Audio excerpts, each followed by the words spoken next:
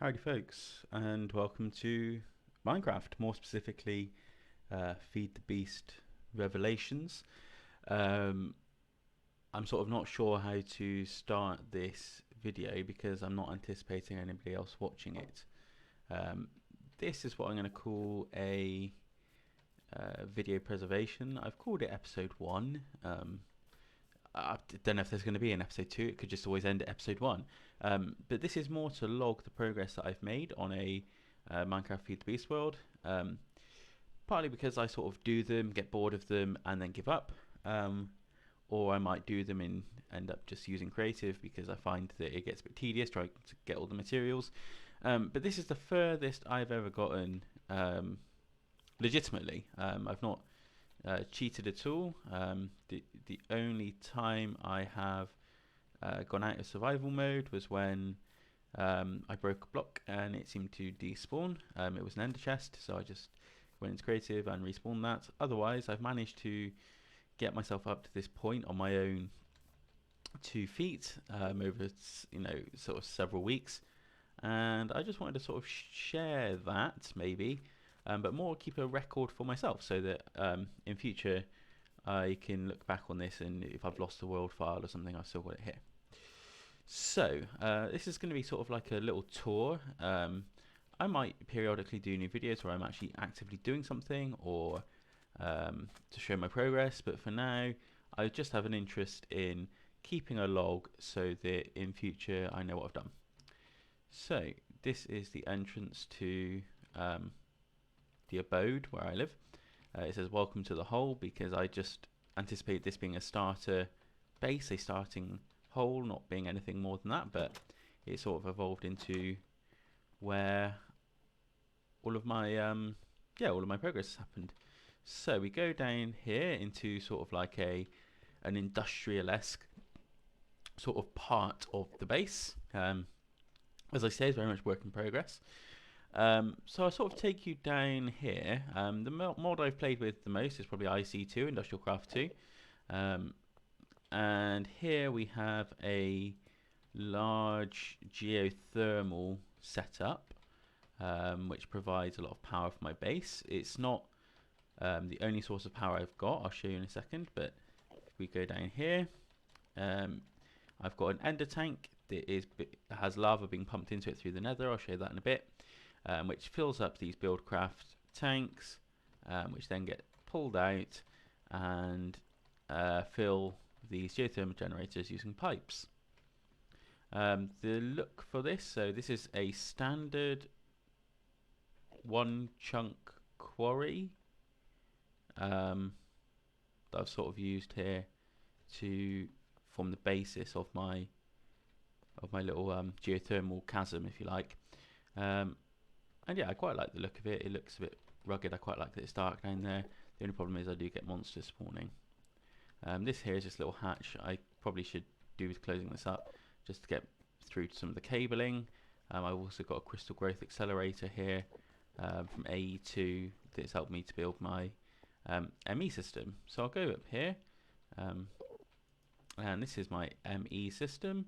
I've got it sorted by quantity of items, so the most things I've got is cobblestone. I've got 86,000 blocks, followed by 46,000 iron ingots, etc, etc.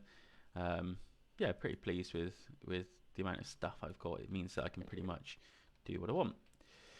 So here is an MFSU which sort of stores all of the power that I generate, and I stand on it to sort of charge up my equipment. So I've got this sort of equipment here. I've got quantum suit, body armor, quantum leggings, and a nanosuit helmet and nanosuit boots.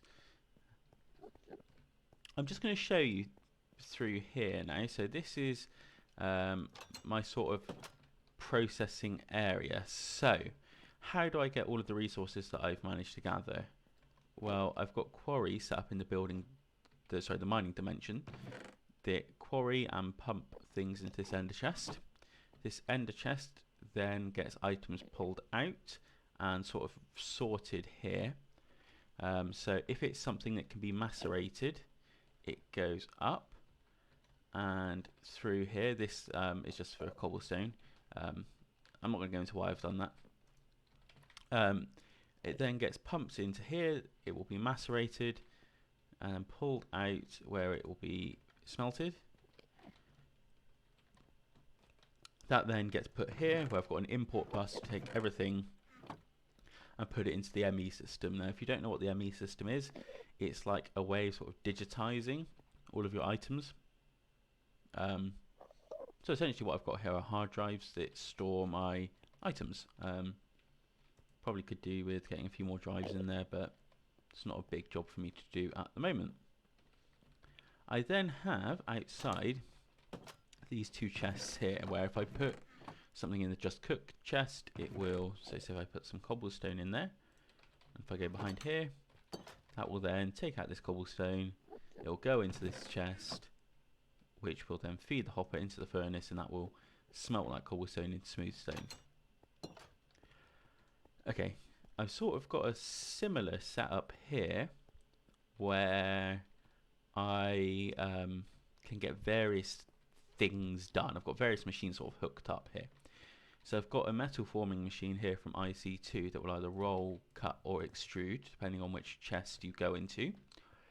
I've got a pulverizer setup which I think is thermal expansion, which is very similar to the macerator but works in a slightly different way. I've then got an IC2 compressor and extractor, and if you go through here we can see that I've got all of the metal formers set up on the various settings, so things will get pulled out and pumped into the appropriate machine. It then gets pulled out and put into this chest, which again has an export bus to go into the ME system. So if you look, if I put in this aluminium ore, it will disappear in a second as it goes into the ME system. Okay, over here I've got the extractor and the compressor, and in a slightly more awkward position I've got the pulverizer. Now this requires an engine to work, so I've got an electrical engine here set up to power the pulverizer because it works on RF rather than EU. I don't really know what the difference is, if truth be told, but I tend to work in EU because I use mostly IC2. Okay, let's come out of here. So I've been in there, I've been in here. Right, I'm going to go through here. This is my Tinker's Construct smeltery. If I'm being honest, the only reason I made this was so I could have lumber axes and hammers to either clear out areas a little bit easier or do something else. I'm going to use a mining laser indoors, which is kind of dangerous here. But I just want to show off that I've got a laser.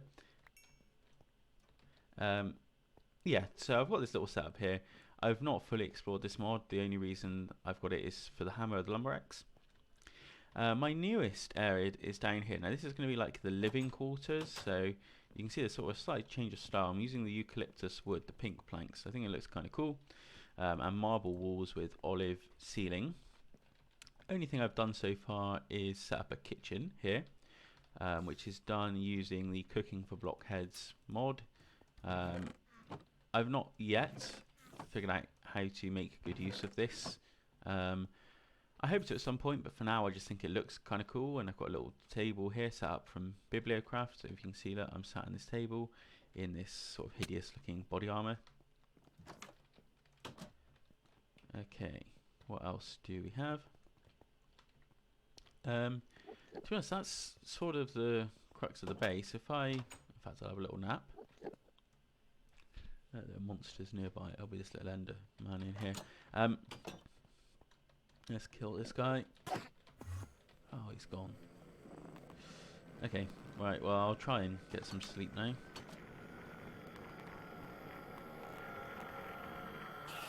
And I'll try and show you the outside of the house. Where is he? He'll turn up in a minute, Enderman. So, here we go. Let's try and kill him. Hello.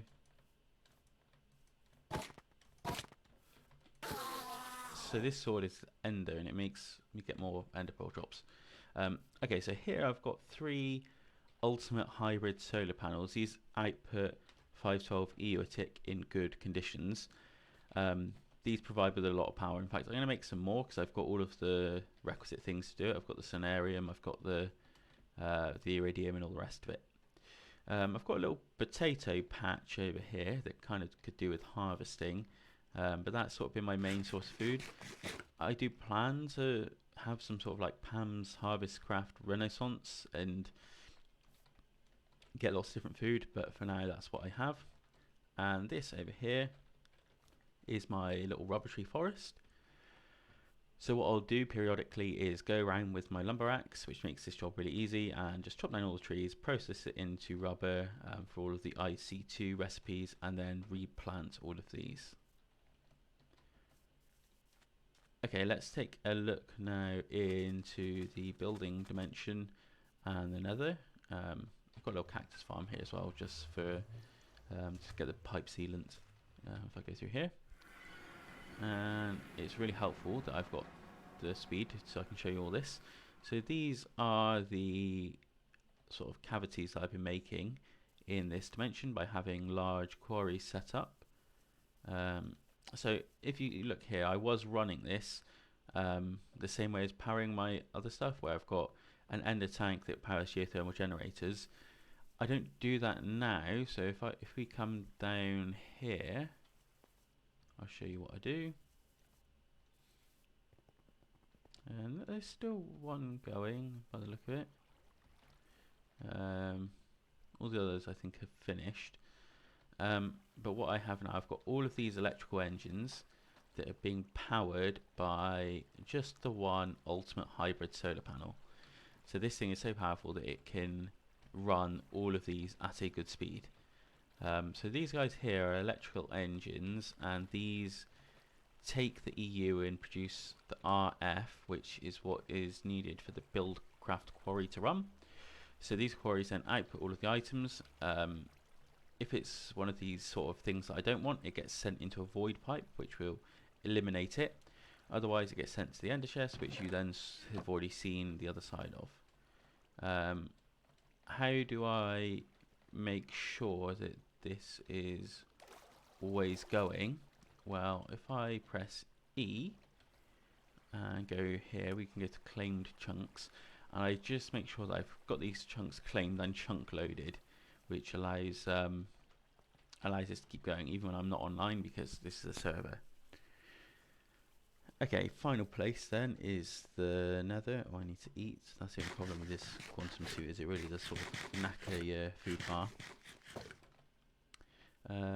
Let's go this way then and take a look at the nether. It's the last place to sort of go to.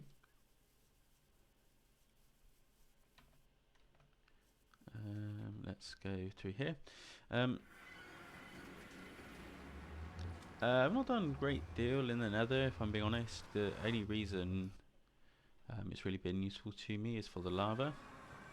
So if I go over here, I did start pumping over here, but I sort of used up most of the lava in this region. In fact, I think like a lot of this was covered in lava before. Oh Christ, I don't know what that is. That's a floating bit of light orb thing that's attacking me. So I did have sort of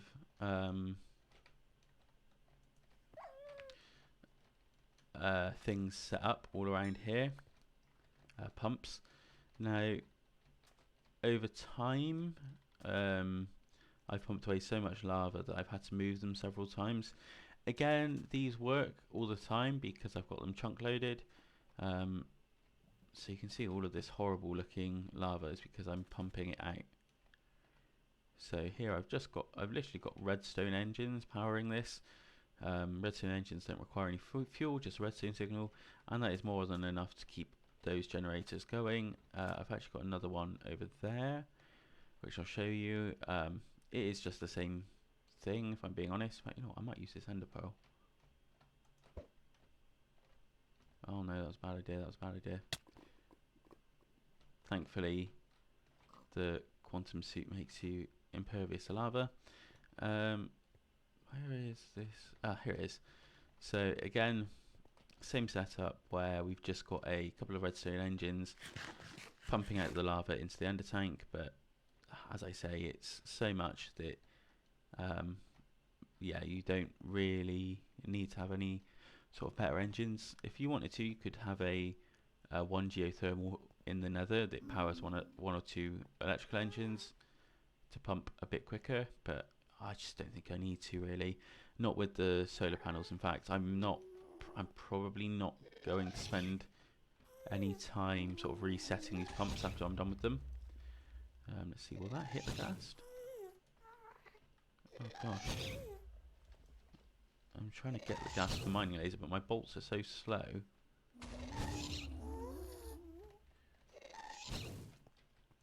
Come on.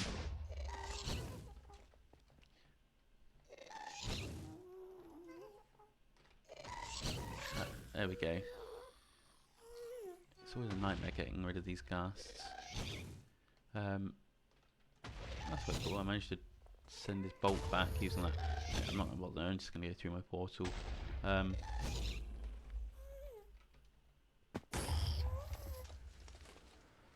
yeah, I think that's it. I mean, this is the world. This is what I've got going on at the moment. I plan to maybe do some more sort of logs of this at some point. I didn't show you the Twilight Forest purely because I've not done anything in there. I've just killed 2 of these snake things because they're right next to where I spawned. If you're interested, if you've got any questions about this, I suppose ask them. I might not know the answer, but do ask them. Otherwise, thanks for having a look. Yeah, bye.